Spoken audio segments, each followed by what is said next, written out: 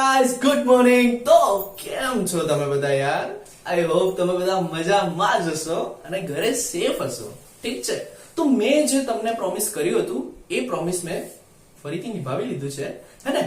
હું અહીંયા ધોરણ 9 નો ફાઉન્ડેશન કોર્સ ફરીથી તમારી સામે લઈને આવી ગયો છું. એકચ્યુઅલી હું નહીં, આપણા શ્રી એક્સલન્સ એકેડમીના ઉત્તમ પ્રકારના ગુરુદેવો તમારા માટે આ 9th સ્ટેન્ડર્ડ નો ફાઉન્ડેશન કોર્સ લઈને આવી ગયા છે.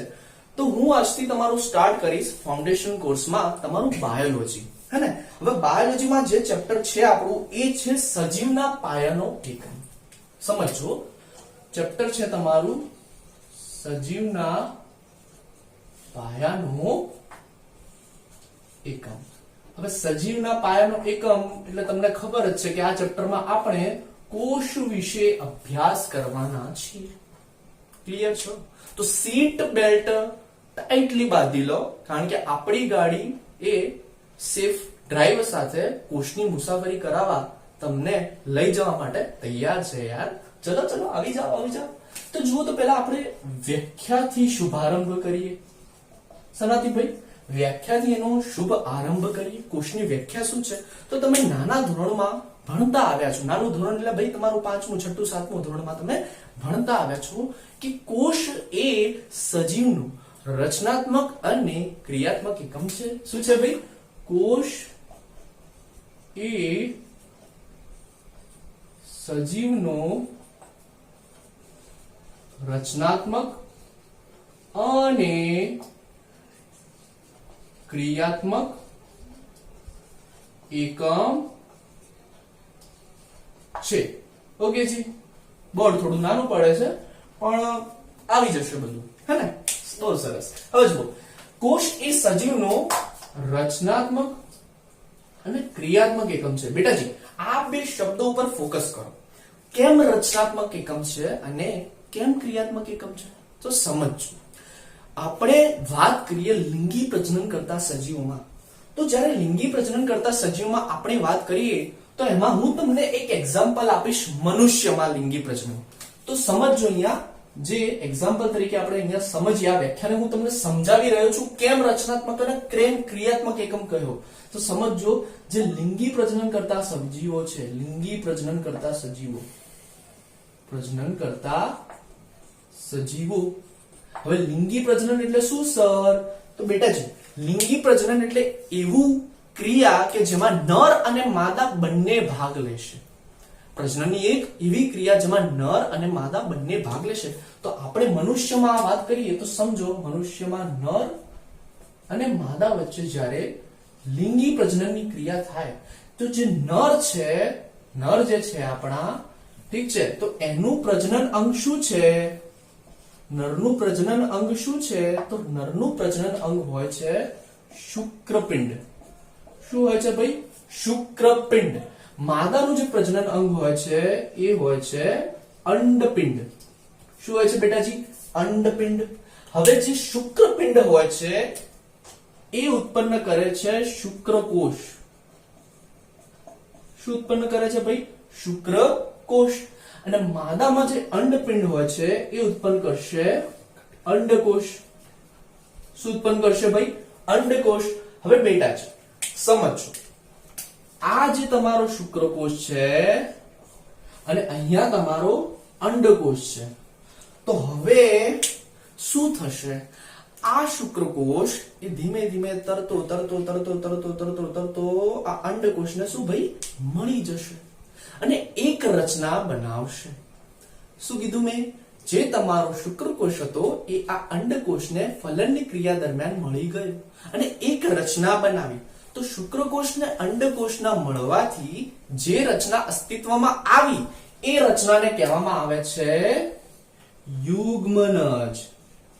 શું કહેવામાં આવે છે ભાઈ? યુગ્મનજ. ઓકે જી. અને એનું એક બીજું નામ છે ફલિતાંડ. શું નામ છે બેટાજી એનું? ફલિતાંડ.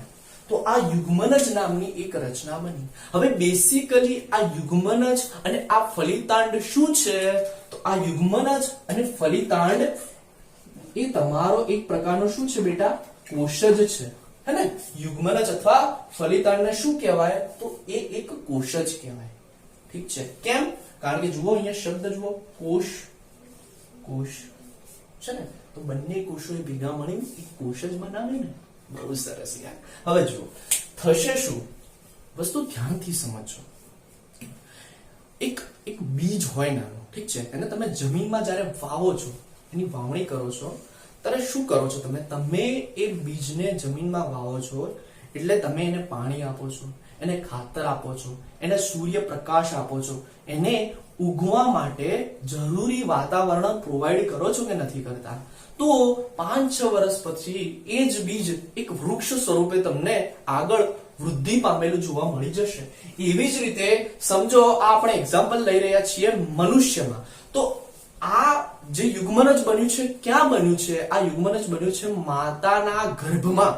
હવે માતા શું કરશે માતા પોતે ખોરાક ગ્રહણ કરશે ખોરાકમાં તમારું દૂધ है ना ચા કોફી રોટલી શાક કઠોળ કંઈ પણ હોઈ શકે કાજુ પિસ્તા है ना ફળ કંઈ પણ હોઈ શકે તો માતા જે ખોરાક ગ્રહણ કરશે શરીરમાં એનું યોગ્ય ઉત્સેચકો વડે એ ખોરાકનું પાચન થશે એ ખોરાકનું પાચન થયા બાદ એમાંથી આ જે કોષ હશે આ જે તમારો યુગ્મનજ હશે એમાંથી શું મેળવશે પોષણ મેળવશે જ્યારે કોઈ બી સજીવ હોય કે કોઈ બી કોષને જ્યારે પોષણ મળે તો એ કોષ આગળ જતા વૃદ્ધિ પામે એમ આ યુગ્મનજ છે જ્યારે એને પોષણ મળશે બેટાજી તો એ શું કરશે એ પણ શું પામશે વૃદ્ધિ પામશે એટલે કદમાં શું થશે ભાઈ મોટો થશે સમજી લો કે આને હું નાના કદમાં દર્શાવી દઉં બરાબર સમજો એ આ નાના કદમાં દર્શાવી દઉં તો આ શું થયું એની વૃદ્ધિ થઈ તો કદમાં મોટો થયો કોષ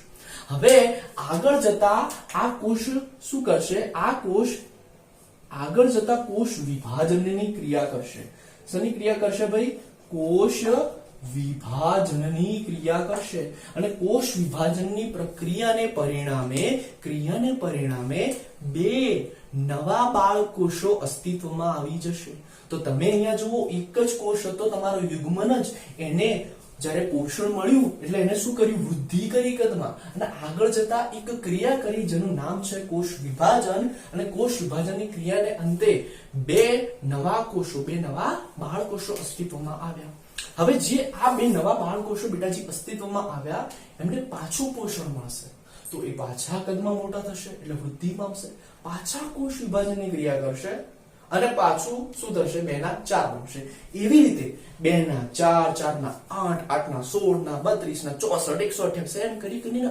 ઘણું બધા કોષો હે ને હજારો કરોડો લાખોની સંખ્યામાં કોષો ઉત્પન્ન થઈ જશે આ કન્સેપ્ટ તમારા માઇન્ડમાં પહેલા ક્લિયર થવો જોઈએ બેટા ઠીક છે હવે સમજો એક સ્ટેટમેન્ટ હું અહીંયા તમને યાદ કરાવડાવું છું એનો કોન્સેપ્ટ પણ તમે જોડે જોડે સમજતા રહેજો મેં તમને કહ્યું કે કોષ વિભાજનની પ્રક્રિયાથી શું કરે છે કોષોની સંખ્યામાં વધારો કરે છે હે ને એક કોષમાંથી 2 બન્યા 2 માંથી 4 4 માંથી 8 તો એવી રીતે આવા ઘણા બધા કોષો ભેગા મળીને શું બનાવે તો બેટા આવા ઘણા બધા કોષો એ ભેગા મળીને બનાવે તમારી પેશી પછી આવી ઘણી બધી પેશીઓ ભેગી મળશે શરીરમાં તો એ શું બનાવશે તો પેશીઓ ભેગી મળીને બનાવે અંગ એવી રીતે ઘણા બધા અંગો ભેગા મળશે તો એ શું બનાવશે તો ઘણા બધા અંગો ભેગા મળીને બનાવે અંગતંત્ર અને આવું એક અંગતંત્ર ભેગું મળીને શું બનાવે તો એ બનાવશે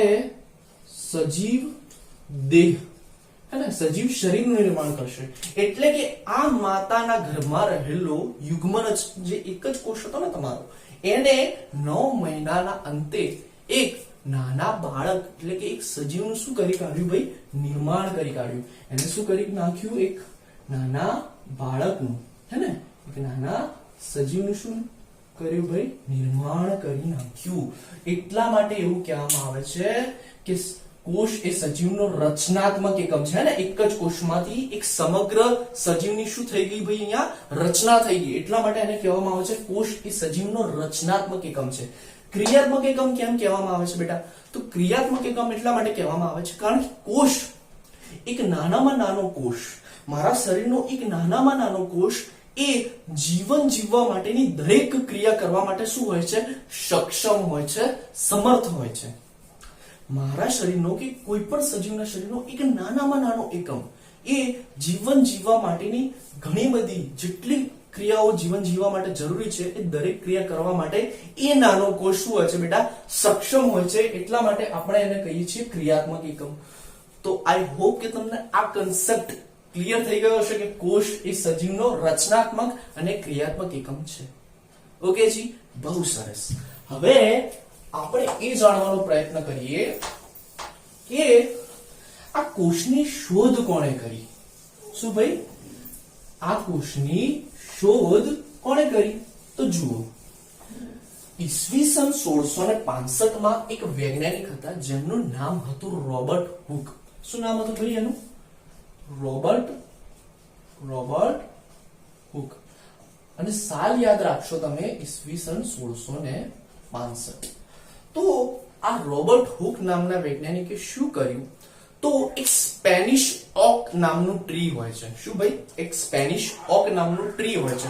હે ને? હું અહીંયા ગુજરાતીમાં લખું ઓકનું વૃક્ષ. શું ભાઈ? ઓકનું શું? ઓકનું વૃક્ષ. અહીંયા હું લખી દઉં ને તો તમે બધા કહેશો સર હું નથી લખીને બોલો છો. ઓકનું વૃક્ષ ઇંગ્લિશમાં પણ લખી દઈએ, ઓક ટ્રી. ઓકે જી, ચલિए ધ્યાન અહીંયા રાખો. આ જે ઓકનું વૃક્ષ હતું એની જે છાલ હોય છે, જે બાર્ક હોય છે, એને કહેવામાં આવે છે કોર્ક. એની જે છાલ હોય છે, એની બાર્ક હોય છે, એને કહેવામાં આવે છે શું ભાઈ? કોર્ક. શું કહેવામાં આવે છે? કોર્ક. અને કોર્કને તમે ગુજરાતીમાં કહો છો બૂચ. તો આ બૂચનો એક નાનો ટુકડો લીધો, એનો આડો છેદ લીધો, હે ને? આડો છેદ આમ કરી આડો છેદ લીધો કે નાનો ટુકડો લીધો, હે ને? એક નાનો ટુકડો લીધો. ઓકે જી. અને આ નાના ટુકડાએ એમને શું કર્યું? તો એમને પોતાની રીતે એક માઇક્રોસ્કોપ બનાવ્યું હતું. શું બનાવ્યું હતું ભાઈ? એક માઇક્રોસ્કોપ બનાવ્યું હતું. પોતાના રીતે, પોતાના હાથથી હેન્ડમેડ માઇક્રોસ્કોપ બનાવ્યું હતું એ સમયમાં બેટા. ઈસવીસન જુઓ ને 1665 એટલે 17મી સદીની હું વાત કરું, હે ને? તો એ સમયે, હે ને, એ સમયે એમને પોતાના રીતે મગજ દોડાવીને, મગજ કસીને એક માઇક્રોસ્કોપ બનાવ્યું હતું. હવે એ માઇક્રોસ્કોપમાં એમને આ નાના ટુકડાનું શું કર્યું ભાઈ? અવલોકન કર્યું. શું કર્યું ભાઈ? અવલોકન કર્યું. હવે અવલોકન જ્યારે એમને કર્યું ત્યારે એમને કેટલીક આવી રચના જોવા મળી.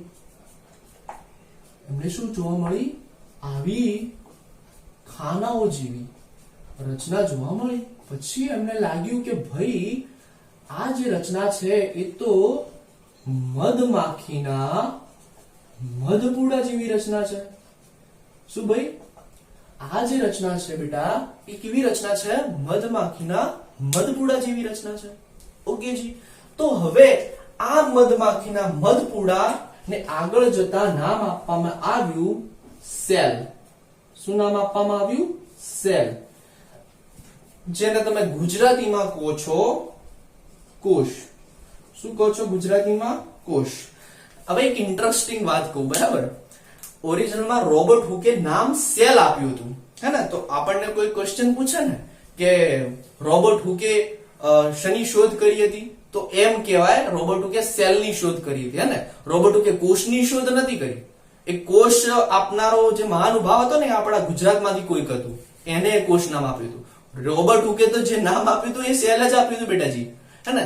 તમારા ઘરે તમને બધા લાલો લાલો કે છે, ઠીક છે? અને કોલેજમાં જો એટલે ત્યાં તમને એક બીજું જ નામ મળી જાય. કોલેજમાં તમને પિન્ટુ, ચિંટુ, ભોલું, ઢોલું જે કહેવાતું હોય કે, હે ને? પણ ઘરે આવશો એટલે તમે બધા લાલો જ કહેશો ને, હે ને? સમજો, મારું નામ ધારો કે રાજ છે, ધારો કે નહીં, મારું નામ છે જ રાજ, મારું નામ રાજ ત્રિવેદી છે, જે મારા પપ્પાએ પાડ્યું છે. હવે હું હોસ્ટેલમાં રહેવા જાઉં, તો ત્યાં મારું નામકરણ કંઈક બીજું થઈ જાય. ઓકે, કઈ બી નામ પાડી દે, કે ધારો કે એવું નામ પાડી દીધું, ધારો કે ટોપર કહી દીધું, મને ટોપર આવ્યો, બરાબર? ટોપર નામ કહી દીધું કારણ કે હું ભણવામાં હોશિયાર છું એટલે ટોપર તરીકે મને બોલાવે. તો સમજો હવે થાય છે શું કે મારું નામ તો શું છે, મને બધા કયા નામથી ઓળખશે? રાજ ત્રિવેદીના નામથી જ ઓળખશે ને બેટા. હવે કઈ મને દરેક જગ્યાએ હું જઈશ, જ્યાં જોબ કરવા જઈશ, નોકરી કરવા જઈશ, તો ત્યાં મને થોડી કોઈ કહેશે લેટો પર અહીંયા આટલી ફાઇલ લેતો જા, લેટો પર આ વસ્તુ આટલું કરી દે, એવું નહીં કે ને. એ તો ત્યાં શું કહેશે, રાજ ત્રિવેદી કહેશે. તો બેટા રોબર્ટ હુકે સેલ ટર્મ આપ્યો હતો. રોબર્ટ હુકે કોષનો ઉપયોગ નતો કર્યો. કોષ તો આપણા ગુજરાતમાંથી કઈ મહાનુભાવ હશે એમને આ નામકરણ કર્યું હે ને ગુજરાતી લેંગ્વેજમાં. એટલે રોબર્ટ હુકે સેલની શોધ કરી હતી ને, જેને તમે ગુજરાતી ભાષામાં શું કહો છો, કોષ કહો છો. હવે સમજો, આ જે ટર્મ છે એક ભાષા છે જેનું નામ છે લેટિન ભાષા. શું ભાઈ, એક લેટિન ભાષા છે, લેટિન લેંગ્વેજ છે. અને લેટિન લેંગ્વેજ માંથી એક ટર્મ ઉતરી આવ્યો હતો, એક શબ્દ ઉતરી આવ્યો હતો, સેલ્યુલા. શું ભાઈ, એક સેલ્યુલર નામનો ટર્મ ઉતરી આવ્યો હતો. અને એ સેલ્યુલા માંથી એક નવો ટર્મ આવ્યો જેને તમે કહો છો સેલ. અને એ સેલ એ જ તમારો થયો કોષ. તો અહીં સુધી તમે ક્લિયર અને કટ હોવા જોઈએ બેટા. ઠીક છે, ફરીથી હું રિવાઇઝ કરાવી જુઓ. ઈસવીસન 1665 માં રોબર્ટ હુક નામના વૈજ્ઞાનિકે શું કર્યું કે ભાઈ ઓકનું વૃક્ષ હતું, ઓકનું જે ટ્રી હતું, એમાં એક છાલ હોય, બાર્ક હોય, એનો ટુકડો, એનો કટ લીધો, જેને તમે શું કહો છો, કોર્ક અથવા બુચ કહો છો. એનો આડો પાતળો નાનો છેદ લીધો અને એને માઇક્રોસ્કોપમાં શું કર્યું ભાઈ, અવલોકન કર્યું. જ્યારે માઇક્રોસ્કોપમાં એનું અવલોકન કર્યું એ ટુકડાનું, ત્યારે એને મધમાખીના મધપૂડા જેવી રચનાઓ જોવા મળી, જેને એને નામ આપ્યું સેલ. એટલે ગુજરાતીમાં એને કહીએ છીએ કોષ. હવે સમજો, આ જે શબ્દ છે સેલ ક્યાંથી આવ્યો, તો લેટિન ભાષા છે, લેટિન લેંગ્વેજ છે, એના ઉપરથી એક શબ્દ ઉતરી આવ્યો સેલ્યુલા. અને સેલ્યુલામાંથી આગળ જતા એક ટર્મ મળ્યો નવો, એક શબ્દ નવો મળ્યો જેને તમે કહો છો સેલ. તો બેટાજી આટલા સુધી તમે પહેલા તો ક્લિયર હોવા જોઈએ. હવે સમજો, રોબર્ટ હુકે જીવંત કોષની શોધ કરી હતી? તો કે ભાઈ ના. કેમ? કારણ કે તમે સમજો, જ્યારે એક વનસ્પતિ હોય છે, બરાબર છે, કોઈ પણ વનસ્પતિ હોય, એ વનસ્પતિમાંથી એક પર્ણને તોડી દો છો અથવા એક પુષ્પને તોડી દો છો, તો 1-2 કલાક પછી એ પુષ્પ શું થશે ભાઈ, સુકાઈ જશે, કરમાઈ જશે, હે ને? તો એ પુષ્પ હવે જીવંત કહેવાય? ન કહેવાય. એવી જ રીતે આને શું કર્યું, જે વૃક્ષ હતું એની છાલ નીકાળી અને છાલમાંથી શું કર્યું ભાઈ, એ બાર્કનો બેટા ટુકડો લીધો અને એનું અવલોકન કર્યું. હવે એ વસ્તુ જીવંત વસ્તુમાંથી અલગ થઈ ગઈ. એટલે એ કેવી બની ગઈ, નિર્જીવ બની ગઈ. નિર્જીવ બની એટલે એ કોષમાં એક દ્રવ્ય હોય જે કોષને જીવંત બનાવે છે, અને દ્રવ્યનું નામ છે જીવરસ. કોષમાં આવેલું એક દ્રવ્ય હોય છે જે કોષને કેવું બનાવે છે ભાઈ, જીવંત બનાવે છે બેટા. તો એનું નામ છે જીવરસ. હવે જ્યારે આ વસ્તુ એ સજીવમાંથી નીકળી ગઈ એટલે એ જીવરસ શું થયો, નાશ પામી ગયો. એટલે કોષ કેવો બની ગયો, મૃત બની ગયો. એટલે પરીક્ષામાં પ્રશ્ન પૂછાય કે આગળ જતા ધોરણ 11-12 સાયન્સમાં આપણે નીટ આપશો ને બેટા, ત્યારે અમુક વાર એવો પ્રશ્ન પૂછાઈ જાય કે નિર્જીવ કોષની શોધ કોને કરી હતી? તો આપણને આવડવું જોઈએ કે સર, નિર્જીવ કોષની શોધ કરનાર મહાનુભાવ જે હતા એ હતા રોબર્ટ હુક. ક્લિયર છો આટલે સુધી? તો પ્રશ્ન ઉભો અહીંયા એ થવો જોઈએ કે સર, સજીવ કોષની શોધ કોણે કરી હતી? સજીવ કોષની શોધ સર કોણે કરી હતી? તો બેટા છે, સમજો અહીંયા ધ્યાનથી. એક નોર્મલ પર્સન હતા, હે ને, આપણા જેવા એક સાધારણ માનવી, આમ આદમી હતા, હે ને, આમ આદમી. હવે એ આમ આદમી જે હતા, એ સાધારણ મનુષ્ય જે હતા, એ દુકાનમાં બેસતા હતા. અને એમની દુકાન જે હતી એ હતી લેન્સની, લેન્સની દુકાન હતી. અને એમને નવું નવું શીખવાનું, નવું નવું પરીક્ષણ કરવાનું, નવું નવું અવલોકન કરવાનો બહુ જ શોખ હતો. હવે એક દિવસ શું થયું, વરસાદ પડ્યો. જેમાં આપણે અહીંયા ભારતમાં ચોમાસું હોય ને, એવી રીતે બહારના વિદેશ કન્ટ્રીઓમાં બી વરસાદ પડે. આપણે અહીંયા ભારતમાં પડે ત્યાં ના પડે એવું ન હોય, બધે વરસાદ પડે. એટલે વરસાદ પડ્યો ને, તો એમની જે દુકાન હતી ને, એ દુકાનના એક્ઝેક્ટ બહારની બાજુ એક રસ્તો પસાર થતો હતો. એટલે એમાં એક નાનો ખાડો હશે. તો ખાડામાં પાણી ભરાઈ ગયું એટલે આપણે આપણી દેશી ભાષામાં કહીએ તો એને કહેવાય ખાબોચિયું. શું કહેવાય બેટા એને? ખાબોચિયું. તો એ ખાબોચિયું ભરાઈ ગયું. હવે આ ભાઈએ શું કર્યું, વોચ ગ્લાસ લીધો અને ગયા એ ખાબોચિયા પાસે. ખાબોચિયામાંથી એ વોચ ગ્લાસમાંથી પાણી ભરીને દુકાનમાં લઈને આવ્યા. હવે એમને પણ પોતાના હાથથી હેન્ડમેડ માઇક્રોસ્કોપ બનાવ્યું હતું, જે એ સમયનું સૌથી બેસ્ટ માઇક્રોસ્કોપ હતું. ઠીક છે, રોબર્ટ હુક કરતા પણ બેસ્ટ માઇક્રોસ્કોપ હતું. હવે એમણે શું કર્યું, એમણે એક સ્લાઇડ લીધી, ઓકે, હવે એ સ્લાઇડ લીધી અને વોચ ગ્લાસમાં જે એ પાણી લાવ્યા હતા ને એ પાણીનું એક ટીપું આ સ્લાઇડમાં મૂક્યું અને એનું અવલોકન એમને શેમાં કર્યું? એમને બનાવેલા માઇક્રોસ્કોપમાં એનું અવલોકન કર્યું. ઓકે જી, તો એમાં એમને હલનચલન કરતી કેટલીક રચનાઓ જોવા મળી બેટા. અમુક રચનાઓ હતી એ આ રીતે બહુ હલનચલન કરી રહી હતી.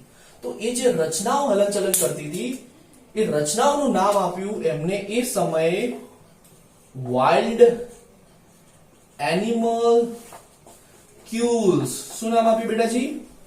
Wild animal ક્યુલ્સ. યાદ રાખજો, ઠીક છે?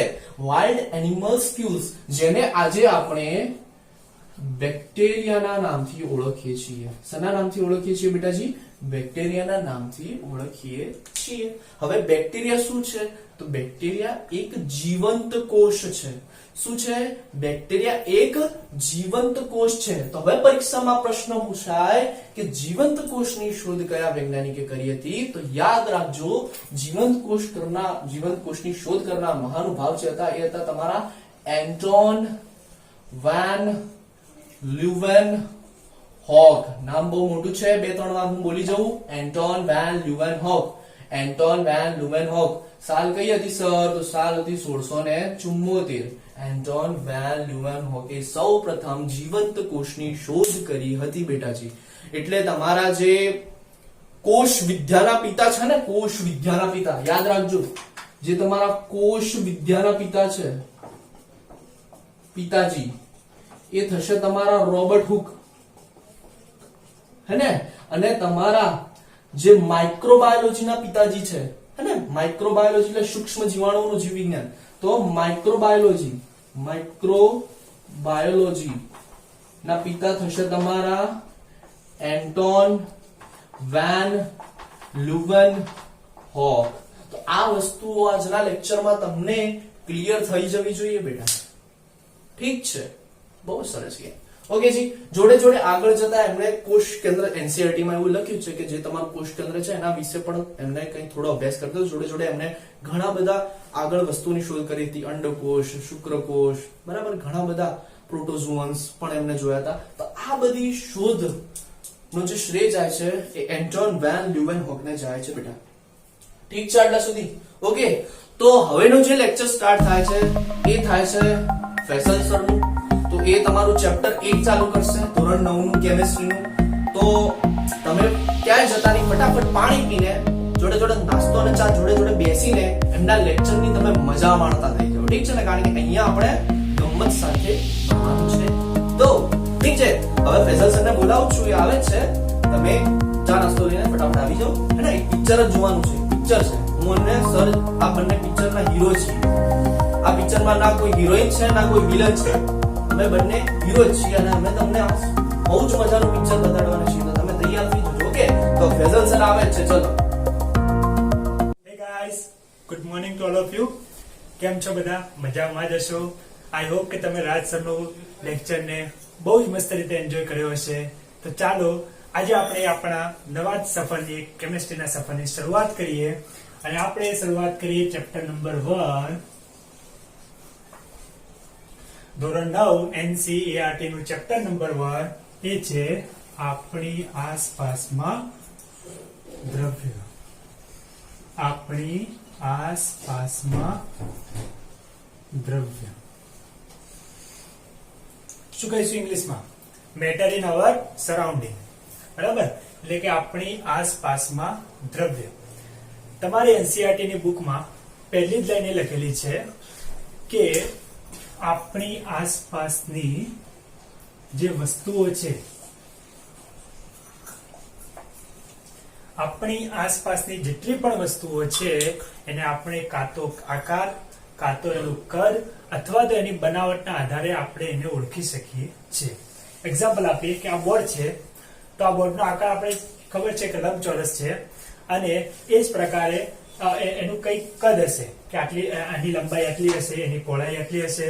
તો એમને આપણે એના દ્વારા આ બોર્ડને ઓળખી શકીએ છીએ. એક્ઝામ્પલ આપીએ કે આ પેન છે, તો આ સ્કેચ પેનને આપણે એના આકાર અને એના કદ એટલે કે એની જે લંબાઈ પહોળાઈ હશે એના આધારે આપણે એને ઓળખી શકીએ છીએ. તો આપણી આસપાસમાં જેટલી પણ વસ્તુઓ છે એ વસ્તુઓને આપણે એના આકાર કાં તો એના કદ દ્વારા આપણે એને ઓળખી શકીએ છીએ. તો બ્રહ્માંડમાં જેટલી પણ વસ્તુ જે સામગ્રીની બનેલી છે એ જેટલી પણ વસ્તુઓ છે એને એક ભાષામાં કહીએ છીએ દ્રવ્ય. હવે મનમાં ક્વેશ્ચન થાય કે દ્રવ્ય એટલે શું? તો દ્રવ્ય એટલે જે વસ્તુ દળ ધરાવે અને અવકાશમાં જગ્યા રોકે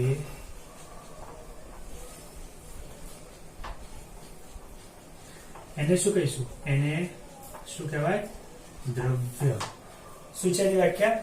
જે વસ્તુ દળ ધરાવે છે અને અવકાશમાં જગ્યા રોકે એને શું કહીશું? દ્રવ્ય. હવે તમે મને પૂછો કે સર કે શું આ જે સ્કેચ પેન છે એને દ્રવ્ય કહી શકાય? તો મિત્રો હા. કેમ? કારણ કે એક્ઝામ્પલ તરીકે આ સ્કેચ પેન અહીંયા રાખીએ તો આ વસ્તુ અને આપણે કોઈક વેટ બેલેન્સ પર વજન કાંટા પર આને મૂકીશું ત્યારે કંઈક આનું વજન હશે અને આ જે આ બ્લેક બોર્ડ આ જે આપણું બોર્ડ છે એ બોર્ડની ઉપર જ્યારે આપણે અહીંયા રાખીએ છીએ ત્યારે તે આટલી જગ્યા રોકે છે. તો જે વસ્તુ દળ ધરાવે એક્ઝામ્પલ તરીકે આ વસ્તુ દળ ધરાવે છે અને અવકાશમાં એટલે કે આટલી જગ્યા રોકે અથવા તો હાથ ઉપર રાખીએ તો આટલી જગ્યા રોકે એને શું કહેવાય? એને કહીશું આપણે દ્રવ્ય. હવે તમે મને પૂછો કે જે આપણું વૃક્ષ છે એ વૃક્ષને દ્રવ્ય કહેવાય? તો કે હા. કેમ કે વૃક્ષ પણ કંઈક દળ ધરાવે છે અને વૃક્ષ પણ આજુબાજુ જે પણ છે એ કેટલીક જગ્યા રોકે છે તો એને શું કહીશું? એને કહીશું આપણે દ્રવ્ય. હવે તમે મને પૂછો કે પાણીનું ટીપું છે તો પાણીનું ટીપું કેટલું નાનું હોય તો શું પાણીનું ટીપુંને દ્રવ્ય કહી શકાય? તો કે હા. પાણીના ટીપાને દ્રવ્ય કહી શકાય. પાણીનું ટીપું. હવે પાણીના ટીપાને શું દ્રવ્ય કહી શકાય? તો કે હા. કેમ? કારણ કે પાણીનું ટીપું પણ કેટલુંક ઓછી માત્રામાં વજન ધરાવતું હશે એને કાં તો માઇક્રો નેનો મિલીલીટર જે બી લીટરમાં આપણે માપીએ એમાં પાણીના ટીપાને આપણે માપી શકીએ અને કેટલીક જગ્યા રોકે છે તો એ જગ્યા રોકે એને શું કહીશું? એને કહીશું આપણે દ્રવ્ય. ફરીથી થાય કે આપણી આસપાસ જેટલી પણ વસ્તુઓ છે તમે તમારી આસપાસની જેટલી પણ વસ્તુઓ ઘરમાં છે એક એક્ઝામ્પલ કે એસી છે, ટેબલ છે, ખુરશી છે, જે કંઈ પણ વસ્તુ તમારી આજુબાજુ જે છે એને શું કહીશું આપણે? દ્રવ્ય. એને શું કહીશું? દ્રવ્ય. તો દ્રવ્યની વસ્તુ જે વ્યાખ્યા થાય જે વસ્તુ દળ ધરાવે અને અવકાશમાં કેટલીક જગ્યા રોકે એને ઇંગ્લિશમાં શું કહીશું? દ્રવ્ય. અને ગુજરાતીમાં આપણે કહીએ દ્રવ્ય અને ઇંગ્લિશમાં શું કહીશું? એને માસ. બરાબર. હવે એક વસ્તુ વિચારીએ કે રેતીના ઢગલામાંથી એક નાનો રેતીનો કણ લઈએ તો શું આ રેતીના કણને દ્રવ્ય કહી શકાય? તો કે હા. કે હવે કેમ? કારણ કે રેતીનો નાનો કણ હશે એનું પણ કંઈક તો વજન હશે અને એ પણ અવકાશમાં કેટલીક જગ્યા રોકતું હશે એને શું કહીશું? દ્રવ્ય. સવારે ઉઠો છો હાથમાં બ્રશ લો અને બ્રશની ઉપર જે ટૂથપેસ્ટ છે એને શું દ્રવ્ય કહી શકાય? તો કે હા. જે આપણે જે બોટલમાં ભરેલું પાણીને દ્રવ્ય કહી શકાય? તો કે હા. હવામાં જેટલા પણ વાયુઓ છે એને દ્રવ્ય કહી શકાય? તો કે હા. જેટલી પણ આપણી આસપાસની જેટલી પણ વસ્તુઓ છે એને આપણે શું કહીશું? એને શું કહીશું? દ્રવ્ય. બરાબર. તો આટલું ક્લિયર થયું હશે દ્રવ્ય એટલે શું. હવે એક એક્ઝામ્પલ વિચારીએ, એક વસ્તુ આપણે વિચારીએ. એ વસ્તુ એ છે કે એક્ઝામ્પલ કે હું બજારમાં જાઉં અને એક મસ્ત પરફ્યુમની બોટલ ખરીદીને લાવું અને એ જે પરફ્યુમની બોટલ છે એ પરફ્યુમની બોટલ જ્યારે હું મારી બોડી પર એ પરફ્યુમ લગાવું એમાંથી જે મસ્ત એક મીઠી મીઠી મજાની સુગંધ આવતી હોય તો એ સુગંધને શું દ્રવ્ય કહી શકાય? એ સુગંધને શું દ્રવ્ય કહેવાય? આપણા મનમાં એક ક્વેશ્ચન થાય કે શું સુગંધને દ્રવ્ય કહેવાય? તો જો તમે સમજ્યા હશો વ્યાખ્યા તો તમે કહેશો ના અને જો નહીં સમજ્યા હોય તો તમે એને કહેશો હા. હવે વિચારો કે સુગંધને કોઈ દળ હોય ખરી? સુગંધને કઈ માપી શકાય કે આટલી 1 કિલોગ્રામ સુગંધ છે, 1 લિટર સુગંધ છે, 1 મિલીલીટર સુગંધ છે? ના, તો સુગંધને આપણે માપી શકતા નથી અને અવકાશમાં શું જગ્યા રોકે? હવે તમે તો એમ કહો કે સુગંધ તો બધે પ્રસરે, તો આટલી જગ્યા તો રોકી. એ જગ્યા નથી રોકતી, એ પ્રસરણ પામે છે, એટલે એને દ્રવ્ય ના કહી શકાય. પરંતુ એ શું છે? એક આપણો એક્સપિરિયન્સ છે, એક અનુભવ છે. એ જ રીતે તો તમે બજારમાં જાઓ અને બજારમાં એક મસ્ત મજાની એક આઈસ્ક્રીમ ખરીદો અને કેટલાકને આઈસ્ક્રીમ ના ભાવતી હોય તો મીઠી એક તીખું મંચુરિયન ખરીદે.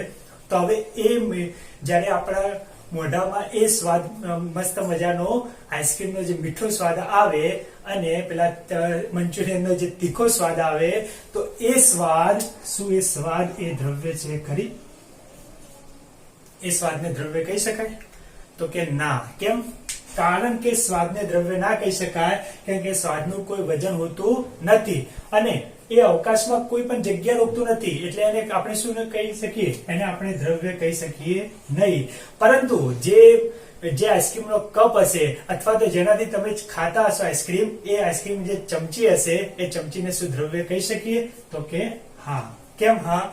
કારણ કે એ કંઈક પોતાનું દળ ધરાવતી હશે અને કેટલીક અવકાશમાં કેટલીક નાના પાયે જગ્યા રોકતી હશે, એને શું કહીશું આપણે? દ્રવ્ય. હવે તો મિત્રો દ્રવ્યની વ્યાખ્યા શું થઈ? એટલે જે વસ્તુ દળ ધરાવતી હોવી જોઈએ અને અવકાશમાં જગ્યા રોકતી હોવી જોઈએ. હવે આટલા મોટા પહાડ હોય, પર્વત હોય, એને શું દ્રવ્ય કહેવાય? તો કે હા. કેમ કે પર્વત કેટલીક દળ ધરાવે છે, એને આપણે માપી શકતા નથી એનું દળ, પરંતુ કેટલીક માત્રામાં દળ તો ધરાવે છે અને કેટલીક એ જગ્યા રોકે છે, એને શું કહેવાય? દળ. એને શું કહેવાય? દ્રવ્ય. એ જ રીતે વાદળ હોય કે પછી પાણી હોય. હવે તમે મને એમ પ્રશ્ન પૂછો કે સર શું આપણે દ્રવ્ય કહી શકાય? આપણને પોતાને આપણે શું દ્રવ્ય છીએ? તો શું છે? હા. કારણ કે આપણે કેટલાક વજન કાંટા બદલીશું તો આપણું કાં તો 50 કિલોગ્રામ, કાં તો 51, 52, 53, 65, 30 જેટલું પણ આપણું વજન હશે, એ શું છે આપણું? એ આપણું છે દળ. અને આપણે કેટલીક આપણે જગ્યા રોકીએ છીએ, એને શું કહેશું? જગ્યા રોકે. એટલે આપણે પોતે શું કહેવાયશું? દ્રવ્ય કહેવાયશું. હવે દ્રવ્ય શું છે? તો દ્રવ્ય નાના કણોનો બનેલો છે. દ્રવ્ય શું બનેલું છે? નાના કણોનું. દ્રવ્ય કેવાનું બનેલું છે? નાના કણોનું. એક્ઝામ્પલ કે મોટો પર્વત છે, તો પર્વત એક નાના કણોનો બનીને એક પર્વત બન્યો છે. એક્ઝામ્પલ આ સ્કેચ પેન છે, સ્કેચ પેન પણ એક નાના કણોથી બની છે. તો આખું દ્રવ્ય શેનું બનેલું હોય? શેનું બનેલું હોય? નાના કણોનું. તો મિત્રો આપણે જોઈએ કે દળ એટલે શું, બરાબર? તો દળ માટે વૈજ્ઞાનિકોએ શું કર્યું? તો વૈજ્ઞાનિકોએ એક નળાકાર બનાવ્યો, નિષ્ક્રિય વાયુમાંથી અને નિષ્ક્રિય ધાતુમાંથી એક નળાકાર બનાવ્યો અને એ નળાકારનું એમને વજન કર્યું.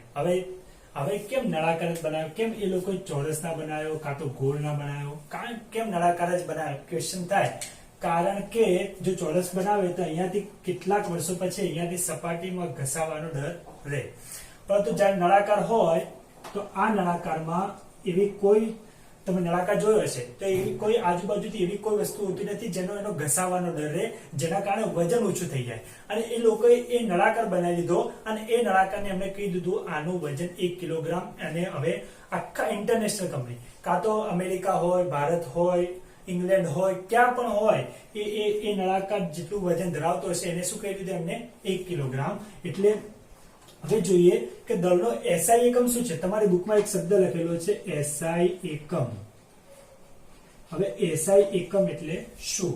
તો એક ફ્રાન્સની એક કંપની છે ને ઇન્ટરનેશનલ સ્પેશિયલ યુનિટ માટેની એક સંસ્થા કે જે ફ્રાન્સની એક કંપની છે, એ કંપનીએ શું કર્યું? એ કંપનીએ કિલોગ્રામને પ્રમાણિત એકમ તરીકે જાહેર કર્યો. હવે એસઆઈ એકમ એટલે શું? તો જે ફ્રાન્સની જે કંપની હતી, એ ફ્રાન્સની કંપનીએ જે આ કિલોગ્રામને જે દળનો એસઆઈ એકમ જાહેર કર્યો, એટલે કે ઇન્ટરનેશનલ લેવલે કે અહીંયાથી આપણે ઇંગ્લેન્ડમાં જઈએ તો દળનો એસઆઈ એકમ કહીએ તો પણ કિલોગ્રામ થાય, અહીંયાથી ઓસ્ટ્રેલિયા જઈએ તો દળનો એસઆઈ એકમ કહીએ તો પણ કિલોગ્રામ થાય, કે ભારતમાં કોઈ પણ શહેરમાં જઈને દળનો એસઆઈ એકમ કહીએ તો પણ શું થાય? કિલોગ્રામ. ઓકે. હવે એક વસ્તુ જે છે કે અવકાશમાં જગ્યા રોકે છે. હવે એને બીજા શબ્દોમાં કેવું હોય તો એને બીજા શબ્દોમાં એમ કહી શકાય કે જે કદ ધરાવે છે. શું ધરાવે છે? કદ ધરાવે છે. જે વસ્તુ દળ ધરાવે છે અને જે વસ્તુ કદ ધરાવે છે એને પણ શું કહી શકાય? એને કહીશું આપણે દ્રવ્ય. ઓકે, આટલા સુધી ક્લિયર થયું હશે. હવે જોઈએ કે કોઈ પણ હવે SI એકમની જરૂર શા માટે પડી? કારણ કે કોઈ પણ વસ્તુનું માપન કરવું જરૂરી હોય. હવે હું એક્ઝામ્પલ તરીકે હું 2 લખી દઉં તો 2 એ કોઈ પણ સંખ્યા છે, આપણને કઈ ખબર ના પડે કે સવારે એક્ઝામ્પલ લે કે દૂધ લેવા જઈએ તો આપણે શું કહીએ? 2 લીટર દૂધ આપો. અને કોઈ પણ વસ્તુ લેવા, આપણે કોઈ પણ કઠોળ વસ્તુ લેવા જઈએ તો આપણે શું કહીશું કે 500 ગ્રામ આપો, 1 કિલોગ્રામ આપો, 2 કિલોગ્રામ આપો. તો પાછળ આ કિલોગ્રામ લખીએ છીએ, આ લીટર લખીએ છીએ, તો આ બધું શું છે? તો આ બધા છે એમના એકમો, એટલે કે એમની માપવાની પદ્ધતિ, એટલે કે માપન માટેનું જે વસ્તુ વપરાય એને શું કહેવાય? એકમ. અને SI એટલે ઇન્ટરનેશનલ સ્પેશિયલ યુનિટ માટેની જે સંસ્થા હતી એમને જે SI એકમ નક્કી કર્યો એ દળનો કયો હતો? કિલોગ્રામ. ઓકે, હવે જોઈએ કે દ્રવ્ય વિશે તો સમજી લીધું, પરંતુ એના થોડો ઇતિહાસ વિશે જાણીએ. તો પહેલા જે પ્રાચીન તત્વ વૈજ્ઞાનિકો હતા, એ